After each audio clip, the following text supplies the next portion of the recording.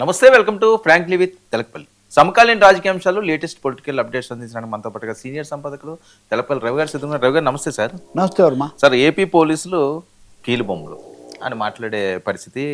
జగన్మోహన్ రెడ్డి గారు చేసిన కామెంట్స్, రోజా వర్సెస్ అనిత. ఈవిడ కూడా నీళ్ళని దూకు బావిలో దూకి చావండి అని చెప్పి ఈవిడ అంటున్నారు. అంటే తీవ్రమైన విషయాలు. రెండోది పోలీసులు వీళ్ళ ప్రవర్తన, ఐపీఎస్లో ఎస్లు వీళ్ళ మీద హైకోర్టు కూడా మాట్లాడింది. దాని తర్వాత మనం టేకప్ చేయొచ్చు. జగన్మోహన్ రెడ్డి ఒక ట్వీట్ పెట్టాడు, ఆంధ్రప్రదేశ్లో అరాచకం రాజ్యం వెళ్తుంది, ఎక్కడ కూడా చూసినా కానీ అంటే కక్ష సాధింపు చేస్తున్నారనేది కదా రోజా ఈయన అన్నా కానీ. ముఖ్యంగా నిన్న ఎంపీపీ ఎన్నికలకు సంబంధించి నెల్లూరు జిల్లా వెంజమూరులో, అలాగే అనంతపురం జిల్లాలో కూడా ఒక చోట, రెండు చోట్ల కూడా చాలా కిడ్నాప్ చేశారు. ఎంపీపీలను కిడ్నాప్ చేయడం, పోలీసులు ప్రేక్షక పాత్ర లేదా పక్షపాత ధోరణి వహించారనేది వీళ్ళ ఆరోపణ. కాకాని గోవర్ధన్ రెడ్డి కూడా నెల్లూరు జిల్లా మాజీ మంత్రి, ఆయన కూడా మాట్లాడారు. సో పోలీసులు తెలుగుదేశం చేతుల్లో కీలుబొమ్మలుగా మారారు. వాళ్ళతో కేవలం వీళ్ళు చెప్పినట్టే వాళ్ళు నడుచుకుంటున్నారు. ఒక ఎంపీపీ ఎన్నిక కోసం ఇంత దిగజారాలని జగన్మోహన్ రెడ్డి ప్రత్యేకించి ట్వీట్ చేశారు. అందులో ఈ వ్యాఖ్యలని కూడా చేశారు. అధికారులు కూడా ప్రేక్షక పాత్ర వహిస్తున్నారు. పోలీసులేమో కీలుబొమ్మలు అయిపోయారు, అధికారులేమో ప్రేక్షక పాత్ర వహిస్తున్నారు.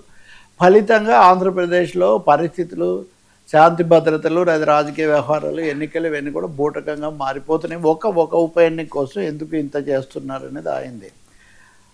రోజా కూడా వ్యాఖ్యలు చేశారు. నిజానికి రోజా ఎందుకు, అంతకుముందు పవన్ కళ్యాణ్ లాంటి వాళ్ళు కూడా కొంత అసంతృప్తి వ్యక్తం చేయడం, జనసేన వాళ్ళు చెప్పడం కూడా ఉంది. అది వేరే కోవకు చెందింది. కూటమి అంతర్గత విమర్శ కింద దాన్ని తీసుకున్నప్పటికీ కూడా నేను హోంమంత్రిగా ఉంటే, నేనే హోంమంత్రిగా ఉంటే ఇలా జరిగేది అనే పద్ధతిలో పవన్ కళ్యాణ్ మాట్లాడిన సంగతి కూడా మనం చూసాం. రోజా ఏమంటారంటే, పోలీసులకు సరైన ఇది లేనందువల్ల పోలీసుల ప్రతిష్ట బాగా దిగజారింది. ర్యాంకింగ్లో 36 ర్యాంకింగ్ వచ్చింది. అది ఆమె అన్నమాట.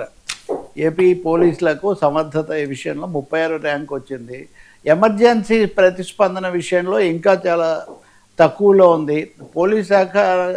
పోలీసుల సమర్థత ఇంత తక్కువకు దిగజారినందుకు ముఖ్యమంత్రి చంద్రబాబు నాయుడు, అనిత కూడా సిగ్గుపడాలి, ఆమె హోంమంత్రి కదా అని ఈమె అంటున్నారు. సరే, రోజా అనిత అనగానే గత శాసనసభలో అంతకుముందు 2014-19 మధ్య జరిగినటువంటివి ఆమెను అన్నప్పుడు, తర్వాత ఆమెను సస్పెండ్ చేయడం సభాకాలానికి, ఇట్లాంటివి చాలా జరిగాయి కదా.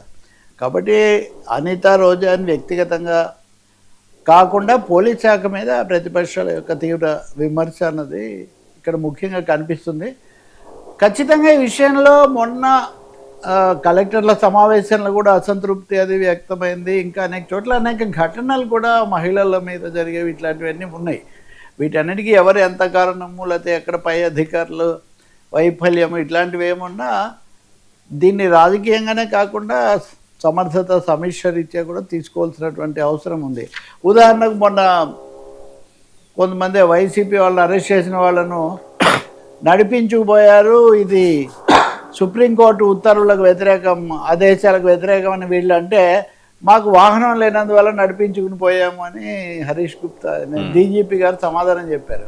మరి పోలీస్ శాఖ చాలా సమర్థంగా ఉండాలి, నిధులన్నీ ఉన్నాయి, వాహనాలు లేనంత పరిస్థితి వచ్చిందా, ఇలాంటి ప్రశ్నలు కూడా కొన్ని వచ్చాయి. కాబట్టి ఏది ఏమైనా ఆంధ్రప్రదేశ్లో పోలీస్ శాఖ విమర్శలకు గురి అవుతూ ఉంది. ఇది పోలీసులు అనాలా, లేకపోతే వాళ్ళ శాఖకు ప్రాతినిధ్యం వహిస్తున్న మంత్రి, కాకపోతే అసలు మొత్తం కూటమి వైఖరి ఇలా ఉందనే ప్రశ్న ఉంది. మరీ ఎక్కువగా దీన్ని ఖండించేటైతే మీ ఉప ముఖ్యమంత్రి అసంతృప్తి వ్యక్తం చేశారు కదా, అలాంటి సమాధానాలు కూడా వస్తాయి.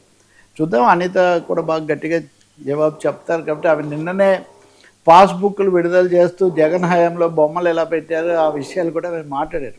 ఉత్తరాంధ్రలోనే చాలా సమస్యలు. ఇప్పుడు ఉదాహరణకు నెల్లూరులో గంజాయి మూకలు పెంచలయ్యని హత్య చేశారు. డివైఎఫ్ఐ కార్యకర్త అతను. గంజాయి మీద ఇంత పోరాటం చేస్తుంటే గంజాయి మూకలు హత్య చేయటము, దాని మీద పోనీ వీళ్ళంతా ఏదన్నా వెళ్ళి తీవ్రంగా తీసుకొని చేశారంటే అది జరగలేదు. చాలా పరిమితమైన సహాయం తప్ప అది చేసిందేం లేదు. విశాఖపట్నంలో కూడా గంజాయి మూకలు రెచ్చిపోతున్నాయి. సరే, రెచ్చిపోయిన వాళ్ళు ఆ పార్టీకి చెందిన వాళ్ళైనా ఈ పార్టీకి చెందిన వాళ్ళైనా ఎందుకు గంజాయి మీద లేకపోతే డ్రగ్స్ మీద ప్రధానమైనటువంటి పోరాటం అన్న తర్వాత అది ఎందుకు జరగడం లేదు?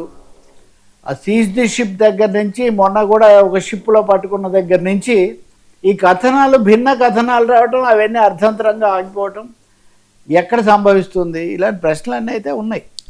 సరే, రోజా కొన్ని రోజుల తర్వాత బహుశా రాజకీయ వ్యాఖ్యలు అనేక రకాలైన వ్యాఖ్యలు చేయటం ఇదే మొదటిసారి కావచ్చు.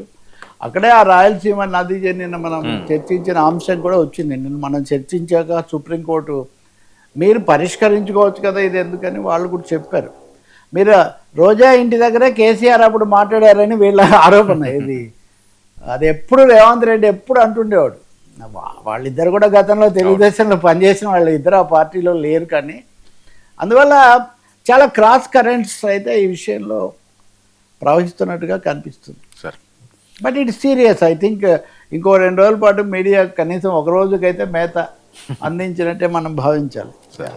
సరే, ఏపీ హైకోర్టు సంచలన కామెంట్స్ విద్యాశాఖ పరకం ఇవి కూడా దీని కొనసాగింపు కింద తీసుకోవచ్చు వర్మ. పరకం అనే చౌర్యం అన్నటువంటిది దాని మీద చాలా తీవ్రమైనది. భక్తులు